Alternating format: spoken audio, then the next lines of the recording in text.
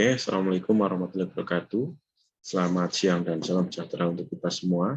Yang kami hormati Bapak Dr. Andes Gunawan Yulianto, MSI, beserta tim pengampu mata kuliah evaluasi penyuluhan pertanian. Pada kesempatan siang hari ini, kita akan membahas mengenai instrumentasi. Ya, jadi setiap melakukan evaluasi pasti itu ada butuh sebuah instrumentasi, ya, butuh sebuah instrumen. Nah, apa itu instrumen dan bagaimana cara membuatnya? Mari kita pelajari bersama-sama, ya. Semoga para mahasiswa tetap semangat memperhatikan dan menyimak, memahami dan mempraktekkan apa yang kita pelajari terkait dengan instrumentasi.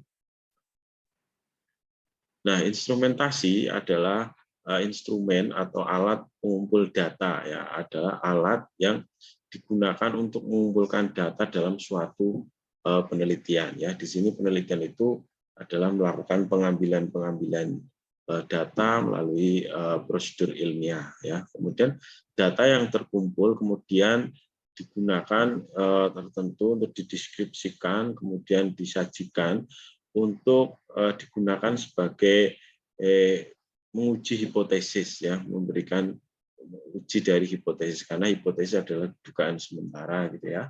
Nah, kemudian yang diajukan dalam sebuah penelitian. Nah, di sini ketika penelitian di sini dalam konteks evaluasi, maka dalam hal evaluasi ini ya bagaimana ada dugaan-dugaan sementara terkait dengan sebuah kegiatan atau program ataupun proyek, ya, di situ.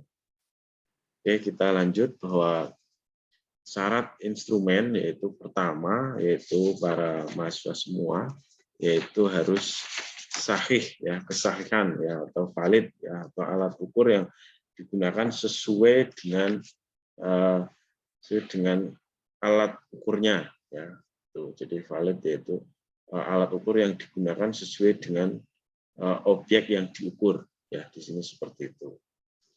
Kemudian keterandalan atau reliable yaitu kemantapan akan memperoleh hasil pengukuran yang sama dalam situasi ataupun kondisi apapun yang kondisinya hampir sama, ya. Jadi kecenderungannya relatif sama.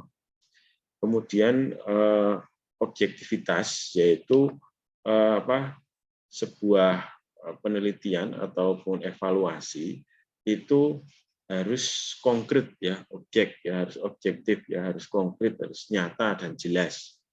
Kemudian praktis yaitu mudah digunakan, efektif dan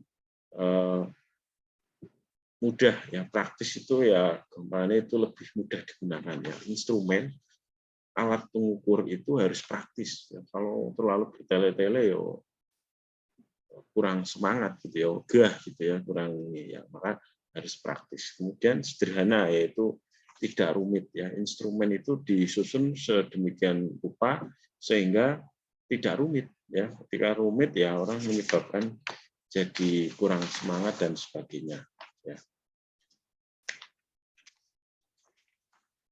Nah, kemudian itu syarat-syarat instrumen, ya. Kemudian kita selanjutnya yaitu langkah-langkah menyusun dan pengembangan instrumen, ya. Tentunya instrumen ini menjadi hal yang sangat penting ketika kita melakukan sebuah penelitian. Dalam hal ini adalah evaluasi, ya. Dalam hal ini dalam konteks evaluasi. Nah, evaluasi ini kita harus dapat merumuskan konstruk dari sebuah variabel, ya. Jadi variabelnya apa saja, ya. Bangunan pengertian dari sebuah konsep yang dirumuskan oleh peneliti, ya. Di sini pengertian peneliti ya evaluator, ya. Jadi seorang evaluator harus bisa merumuskan konstruk dari variabel tersebut, ya. Variabelnya apa saja, ya, apakah dari sisi sikapnya, dari sisi pengetahuannya, atau dari keterampilannya dan sebagainya, ya. Ataupun dari sisi dampaknya, ya, seperti itu. Kemudian mengembangkan dimensi dan indikator variabel, ya. Setelah variabel konstruk itu terbuat, kemudian kita lakukan pengembangan dari indikator variabel tersebut, ya, kita dijabarkan. Kemudian setelah dikembangkan menjadi dimensi atau indikator variabel, kemudian dikembangkan lagi menjadi sebuah kisi-kisi. Ya. Jadi kita buat membuat kisi-kisi. Dalam hal ini yaitu spesifik, yaitu yang membuat dari indikator dan butir-butir dari dimensi indikator. Ya. Jadi indikator itu sendiri kemudian dibuat lebih kecil-kecil lagi, ya, dibutir-butir lagi. Nah, kemudian setelah membuat kisi-kisi, kemudian menentukan parameter, ya, bagaimana parameternya, ya, bagaimana parameter tersebut, ya, yang digunakan, ya, misalnya apakah parameternya rendah atau tinggi atau negatif atau positif, gitu ya, seperti itu. Misalnya yang nilainya rendah itu cenderung negatif, yang nilainya skornya nanti tinggi kita buat cenderung positif. Monggo yang mau pakai yang mana. Kemudian kita menuliskan butir-butir instrumen, ya, dalam dapat berbentuk pernyataan atau pertanyaan, ya. Jadi dalam hal ini kita para mahasiswa yang ada di seluruh tanah air dan berada di tempat ini bahwa kita yang paling penting dievaluasi ini adalah instrumen ini, ya, bagaimana bisa menulis butir-butir instrumen tersebut, ya.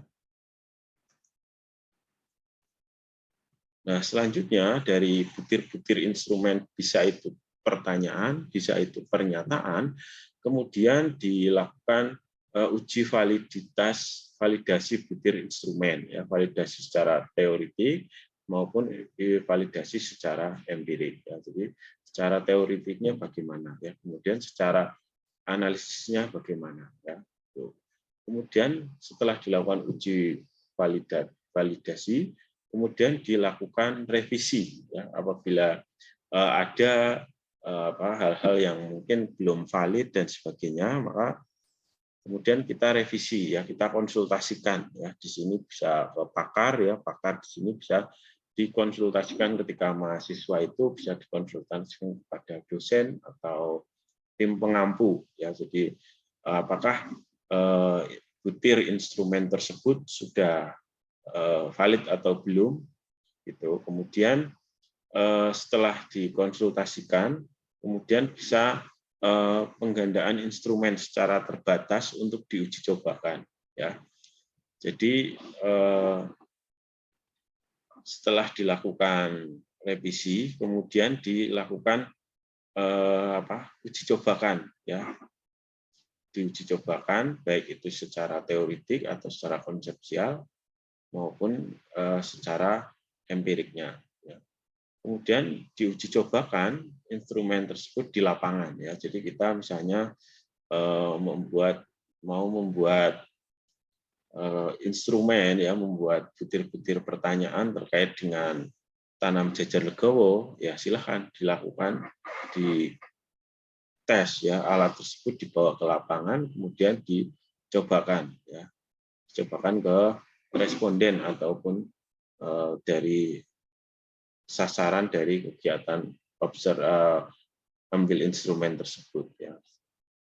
Kemudian pengujian validitas secara empirik, ya. Jadi setelah dilakukan pengambilan data di lapangan, ya, dengan diuji cobakan, kemudian diuji cobakan diuji secara empirik, ya. Jadi menggunakan kriteria-kriteria baik itu internal maupun eksternal, ya. Jadi bagaimana diuji cobakan secara menggunakan statistik dan sebagainya, ya, menggunakan SPSS, monggo, ya, silakan untuk dilakukan pengujian secara empirik, ya.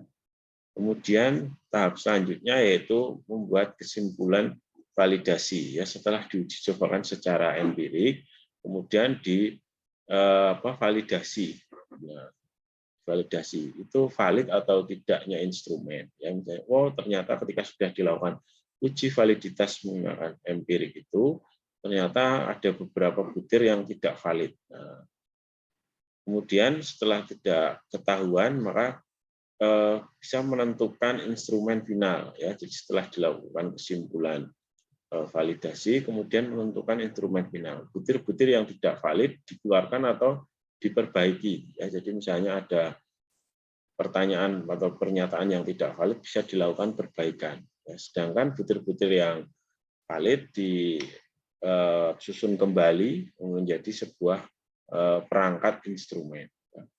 Kemudian menghitung koefisien reliabilitas, yaitu reliabilitas dengan rentang 0 sampai dengan 1, ya, adalah besarnya yang menunjukkan bahwa kualitas atau konsistensi hasil untuk ukuran instrumen.